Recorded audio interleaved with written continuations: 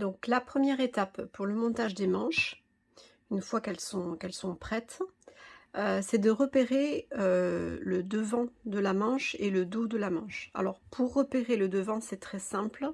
Sur le devant, vous avez 2 crans. Voilà.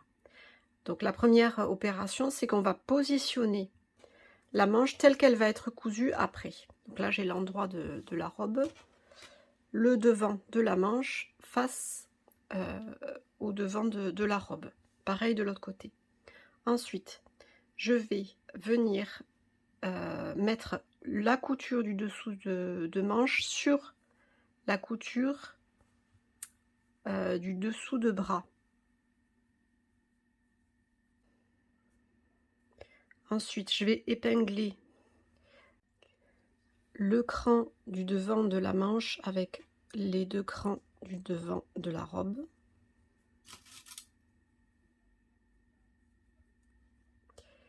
Et je vais repérer le cran de la tête de manche, voilà, qui est là, et je vais le faire correspondre avec la ligne d'épaule.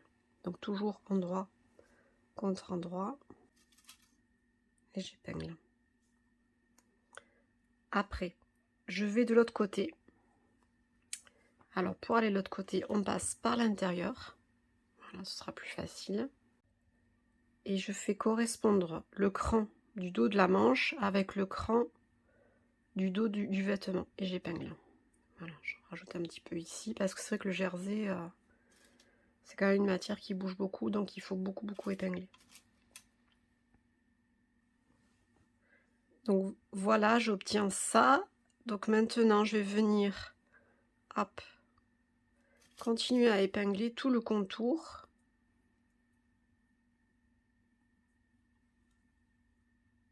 Jusqu'au cran des fronces sur la tête de manche. Voilà. Les petites fronces du haut, je les répartis équitablement sur la tête de manche.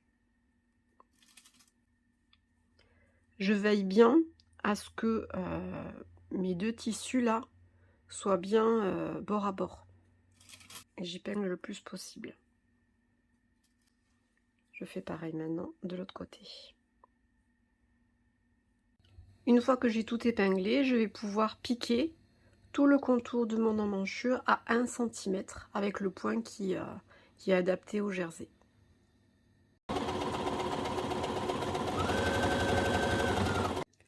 Ensuite, on vérifie que tout se soit bien passé, qu'il n'y ait pas de faux plis, notamment sur la tête de manche. Et si tout est bon, ben on va pouvoir surfiler tout le contour de l'emmanchure. Alors, un dernier conseil avant de passer à la surjeteuse, faites en sorte que lorsque vous allez surfiler l'emmanchure, toutes les fronces soient vers vous, de manière à ce que vous puissiez bien les contrôler pour ne pas qu'elles repartent comme ça au niveau du surfilage, et que dessous vous puissiez aussi contrôler ce qui se passe. Regardez bien dessous qu'il n'y ait pas de faux plis, parce que vous avez un couteau sur la surjeteuse qui risquerait de couper votre manche.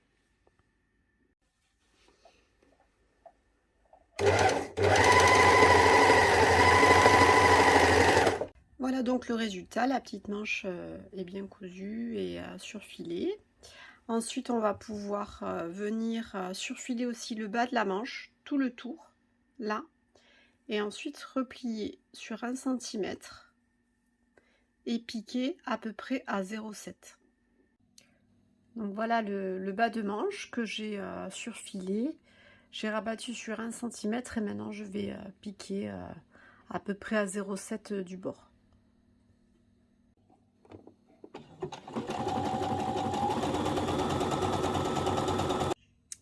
Voici donc le résultat. La petite manche est terminée. Ça fait de jolies fronces sur la tête de manche. Et j'ai fait l'ourlet sur le bas. Voilà, un petit coup de repassage et puis c'est bon, elle est prête.